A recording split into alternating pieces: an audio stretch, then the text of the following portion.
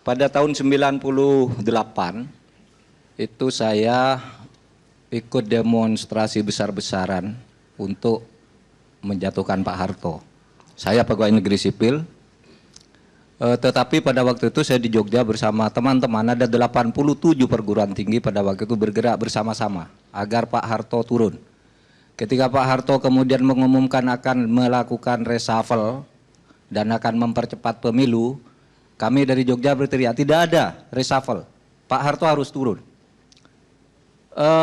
Sehingga pada saat itu Pak Harto kemudian sesudah mengambil 11 tokoh agama itu, pada akhirnya 2 hari kemudian berhenti juga. Artinya pada waktu itu kita bertaruh juga, kalau Pak Harto tidak jatuh, orang-orang seperti saya ini habis sudah pada waktu itu. Tetapi pada waktu itu ada Amin Rais, Lukman Sutrisno, puluhan ribu orang berbaris di Jogja menuju keraton agar Pak Harto turun dan tidak bisa ditawar. Itu pengalaman saya tentang Pak Harto. Yang kedua, pada tahun 78, saya adalah mahasiswa baru yang untuk pertama kali ikut demonstrasi mahasiswa di Indonesia yang isunya minta Pak Harto diganti. Sebelum itu tidak ada demo minta Pak Harto diganti. Ada tahun 74 Malari itu tidak minta Pak Harto diganti, itu demo untuk modal asing, untuk dominasi Jepang di sini. Tapi 78 saya ikut demo yang kemudian waktu itu ditembaki mahasiswa, ada yang masuk penjara, korbannya seperti Heri Ahmadi, Rizal Ramli, Magdir Ismail dan sebagainya itu yang kemudian dipenjarakan pada tahun 78 itu. Lalu jauh sebelum itu saya masih teringat ketika Pak Harto baru naik presiden. Saya masih kecil, ini untuk memberi bingkai dulu pada apa yang ingin saya sampaikan. Saya masih kecil pada waktu Pak Harto pada waktu itu dipuja-puja di mana-mana. Benar kata Pak Kiflan, saya masih ingat Bung Karno itu dikejar di mana-mana, bahkan demo-demo itu mengatakan mahmilupkan Bung Karno. Gitu. Artinya pada mulanya Pak Harto itu adalah orang yang memang dianggap penyelamat terhadap bangsa ini. Tetapi sejak tahun 78 itu sudah terasa bahwa korupsi sudah mulai merajalela dan itu baru berhasil kita menjatuhkannya pada tahun 98. Jadi dulu saya adalah orang yang secara politik sangat tidak suka dengan Orde Baru, sehingga saya ikut turun. Tetapi sesudah lama begini, ya, alasan-alasan dulu menjatuhkan Pak Harto tuh KKN misalnya. Nah sekarang KKN lebih banyak loh dari zaman Pak Harto. Iya tuh, lebih banyak. Nggak bisa. Zaman reformasi itu lebih parah, jadi vertikal horizontal KKN-nya udah pasti. Hutangnya lebih banyak. Indeks Gini rasio kita, zaman Pak Harto itu kesenjangan kita 0,200. Masih agak imbang, masih agak merata pendapatan itu. Sekarang ini per hari ini 0,435 sudah sangat di lampu merah itu. Iya. Artinya begini, kalau kita dulu menjatuhkan Pak Harto oleh karena dia KKN, apa kita tidak merasa berdosa sekarang ini kepada Pak Harto, sekarang KKN-nya lebih banyak? Nanti aja. Silakan. Dulu yang korupsi Golkar aja. Sekarang semua partai pakarnya boleh tanya saya secara spontan, siapa yang korupsi di partai ini, siapa korupsi. Saya hafal 10 partai yang sekarang punya nama di parlemen. Punya.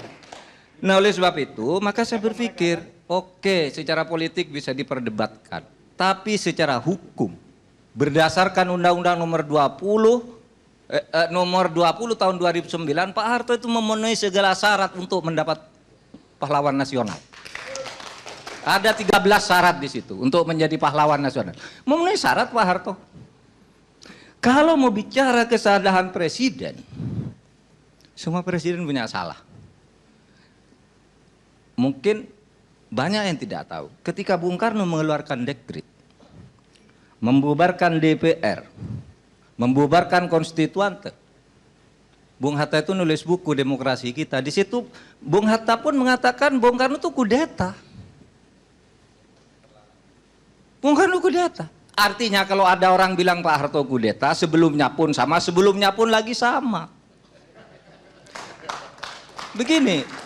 Oleh sebab itu saya kira tidak boleh kita dendam-dendam politik terlalu berlebihan itu. Tidak boleh. Sama. Saya bandingkan ketika isu yang sama menimpa Gus Dur diusulkan presiden, nggak setuju, bahkan ada pejabat mengatakan nggak bisa Bung Gus Dur itu membubarkan DPR, membubarkan parpol. Bung Karno juga membubarkan konstituante, membubarkan DPR, membubarkan parpol dengan Perpres nomor 4 tahun 60. Yang ketika dilawan gitu, dikatakan, loh, lalu diminta fatwa ke Ketua Mahkamah Agung, benar enggak Perpres saya? Ketua Mahkamah Agungnya takut, benar, bubar dia Mas Umi. Ketua Mahkamah Agung waktu itu namanya Wiryono. Menteri Ketua Mahkamah Agung. Menteri Ketua Mahkamah Agung. Wiryono Projodikoro. Dia menyatakan Perpres Bung Karno ini sah konstitusional, Mas Sumi PSI harus bubar. Tetapi begitu Bung Karno jatuh tahun 66 bulan Februari, adalah Wiryono yang membuat petisi bahwa Bung Karno melakukan pelanggaran konstitusi karena membubarkan Mas Sumi dan PSI. Wiryono yang buat petisi itu. Padahal dia dulu yang membuat konsep pembubarannya oleh Bung Karno. Itu artinya apa? Itu soal politik situasional aja. Sehingga bagi saya,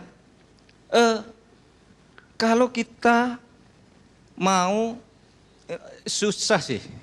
Saya agak kurang sependapat dengan Bung Refli. Ini tidak ada ukurannya nih, pahlawan di bidang apa, pahlawan di bidang apa, pahlawan di bidang apa gitu. Sudah ada ukurannya di undang-undang, dan Kementerian Sosial saya kira sudah memproses secara hukum sudah benar, tapi secara politik belum. Sudah ada ukurannya. Kalau misalnya kita mau fokus pada Pak Harto, ya dia belum pernah dijatuhi hukuman pidana juga, Bung Karno juga belum pernah diadili, belum pernah dijatuhi hukuman pidana.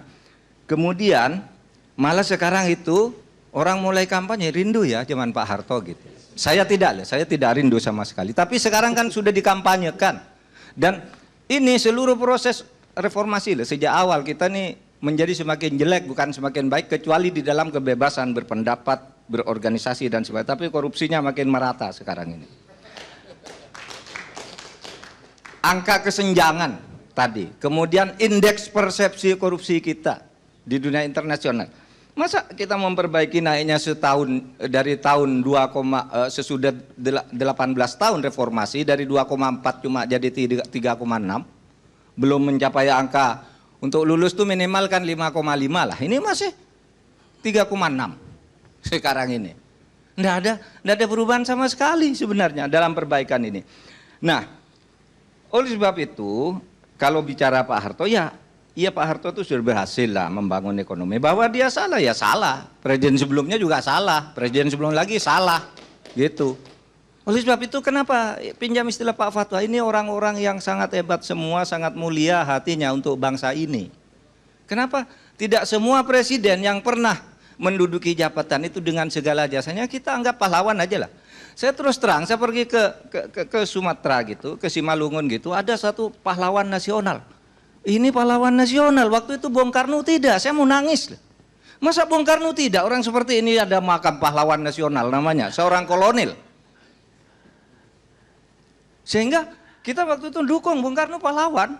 Meskipun sebenarnya kalau menurut undang-undang dengan adanya pahlawan proklamator itu, Bung Karno itu tidak perlu pahlawan nasional lagi. Karena sudah di dalam undang-undang itu disebutkan yang dimaksud pahlawan nasional sudah mencakup pahlawan proklamator, pahlawan ampera, pahlawan macam-macam lah. Udah masuk semua. Bung Karno dapat 2 nih. Dapat 2 loh pahlawan Bung Karno. Kalau menurut undang-undang. Gitu.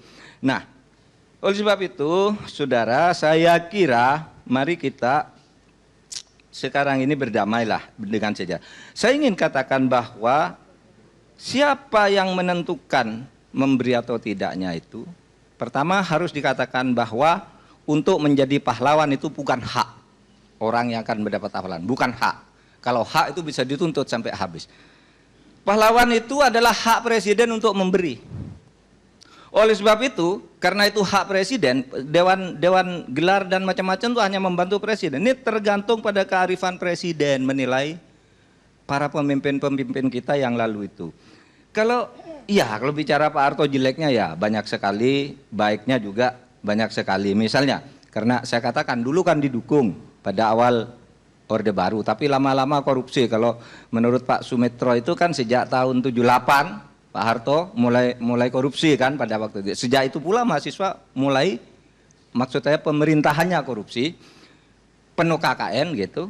Tapi sejak itu pula kemudian mahasiswa berusaha menurunkan Pak Harto dan itu baru berhasil 20 tahun. Nah, jadi sekarang yang menentukan adalah presiden, itu hak presiden. Kalau hak itu bisa dituntut dan bisa tidak. Oleh yang memberikan, bisa diberikan, bisa tidak.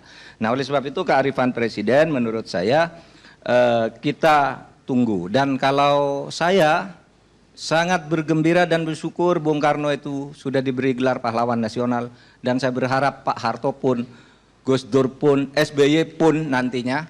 Tapi kalau Pak Gus Dur, SBY itu belum berhak mendapat pahlawan nasional, bukan karena pelanggaran.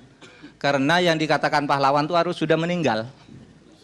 Kalau belum meninggal tanda jasa namanya. Oleh sebab itu yang mintakan pahlawan nasional untuk Gus Dur itu Gus Dur sudah wafat ya, Pak SBY yang belum. Boleh, Gus Dur boleh diajukan. Boleh diajukan Gus Dur sekarang ini. Iya, boleh. Dan kita, menurut saya sangat layak juga didiskusikan bagaimanapun. Ini orang baik-baik semua lah, pada masanya diperlukan. Dan segala tindakannya pada waktu itu juga diperlukan saat itu. Sekian, Assalamualaikum warahmatullahi wabarakatuh.